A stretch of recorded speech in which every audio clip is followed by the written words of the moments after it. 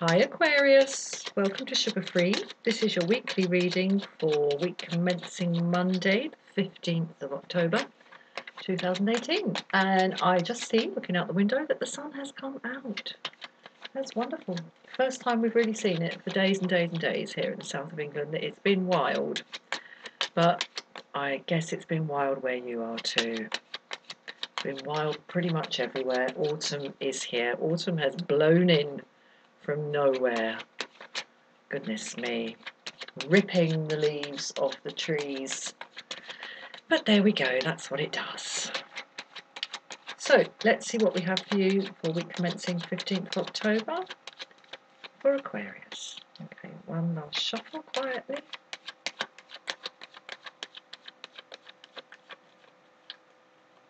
One last cut. Okay, we get start. No, I'm sorry. I was very hesitant about that being the last shuffle. I'm going to have to give it one more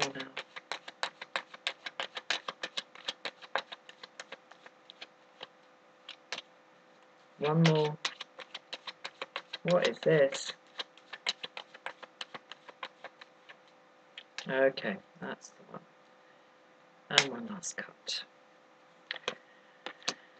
Oh, okay. It wasn't just because I didn't like that card, Aquarius, I promise. It just didn't feel right. Okay, we get Lovers in reverse, High Priestess, Hermit in reverse. Okay, well look, we got hesitation around choices being backed up and kind of kept in place, I would say, this hesitation around choices and Lovers in reverse being held in place by a sense of that being right. Okay, and I'm getting that from the High Priestess in the upright sitting in the middle of the reading here. I think there's an issue at work to do with a fear of making the wrong decision and of perhaps whichever way you choose, you're going to be doing something wrong. That's what I'm getting from this. The key to power is to stop thinking about this. Stop. It's overthinking. It's gone into overthinking mode. I'm really getting a sense that you're in this little short circuit, this little closed circuit, and it looks to me like there is a moral dimension involved in it, and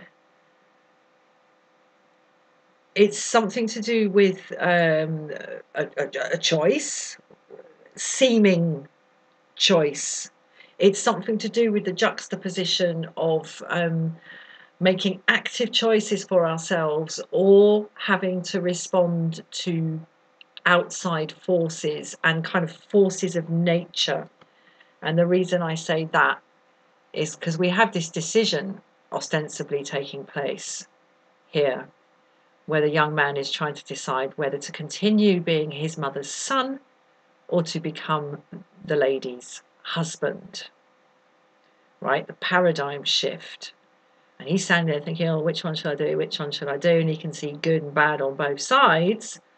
And yet, we have the little Cupid at the top here who is about to fire the arrow. And when that arrow is fired and whatever is coating the tip of that arrow gets into the bloodstream, that's it. All bets are off. There is no more choice involved. He's going to go with the lady. And rightly so. I mean, he's far too old, to be going home with his mum. He doesn't want to be a son husband.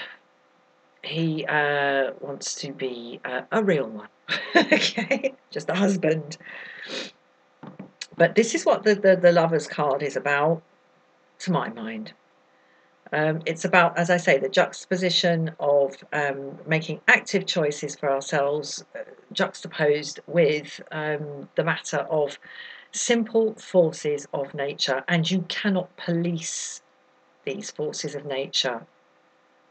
You can be aware of them and respond to them as responsibly as you possibly can, or just throw caution to the winds and go with whatever floats your boat. But that's what the Lovers card is about. But here it's in the reverse, so there is discomfort around this. And there is a sense in this that whichever way you go, someone perhaps is going to get hurt, and you don't want to hurt anyone. And the reason I say that is because the block, the drain, the underbelly, the shadow side is the High Priestess in the upright, calling us to show compassion and calling us to engage with the wisdom of compassion. Because, you know, the truth of the matter is, in spiritual matters, the judgment that we so often engage in when we look at another, or even look at ourselves in the past, and we say, cool, if that was me, I wouldn't do that. I wouldn't have done what they did. Or I wouldn't do now what I did then, because it was wrong. I would do better. There's no compassion in that.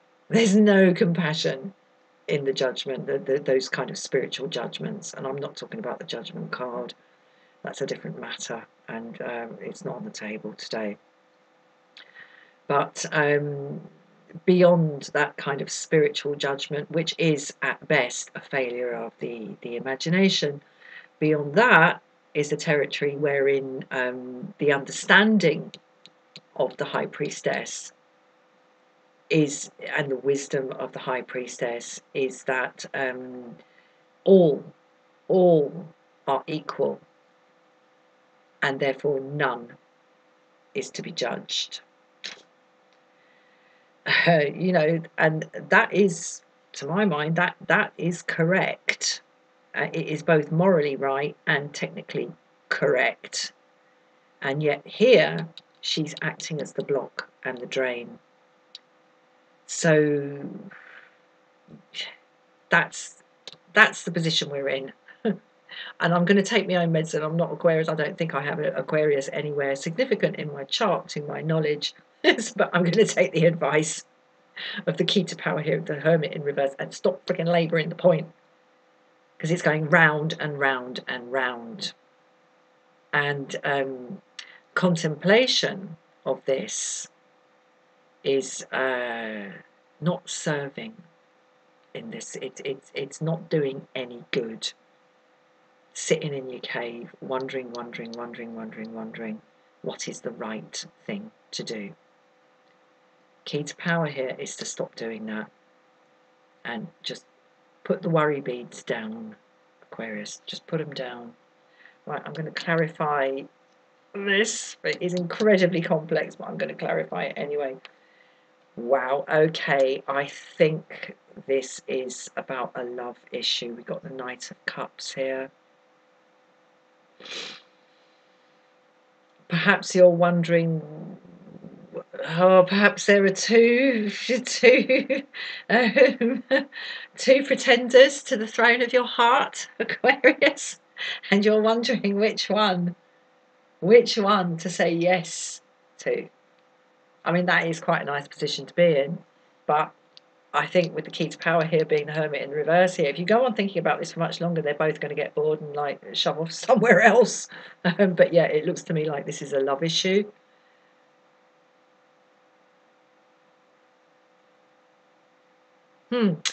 Either you are split within yourself as to whether to move towards someone or not, and whether that's the right thing to do or not, or there are two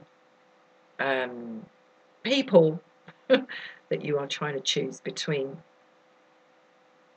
and you're trying to do the right thing. Or perhaps someone you're interested in is actually already otherwise engaged, and you have moral hesitations about making them this offer.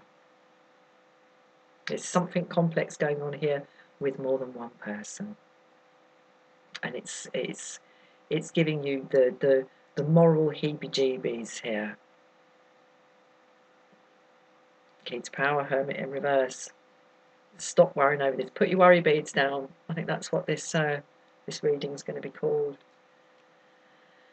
Okay, the High Priestess in the upright is clarified by the Three of Cups.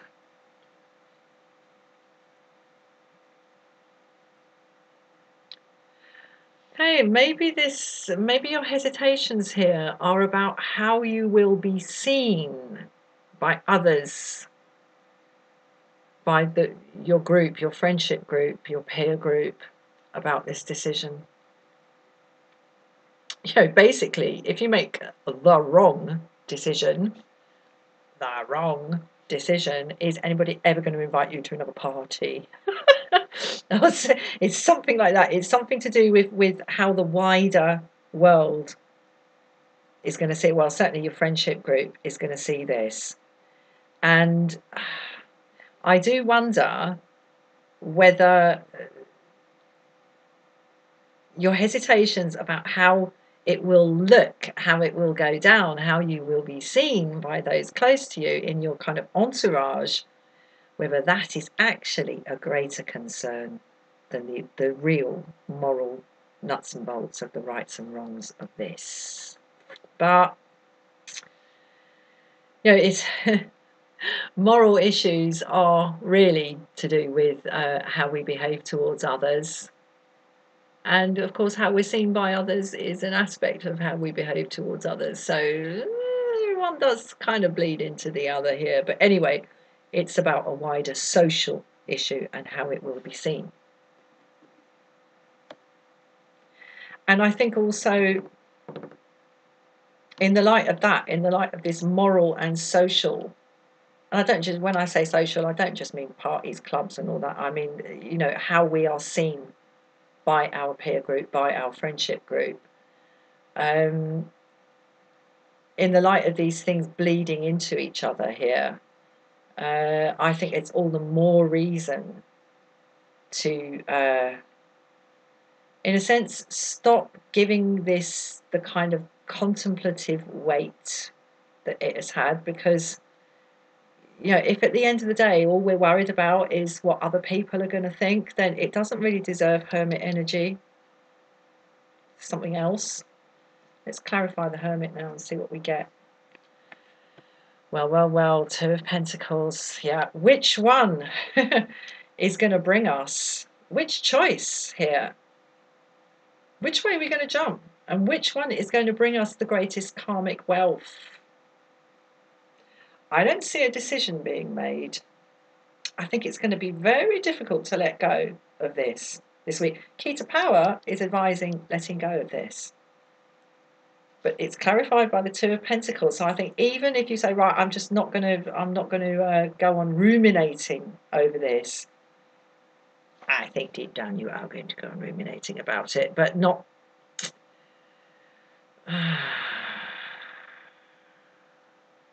I think you're worried, Aquarius. My eye is falling on this little ship, and I think you're worried that if you make the wrong choice, your ship ain't going to come in.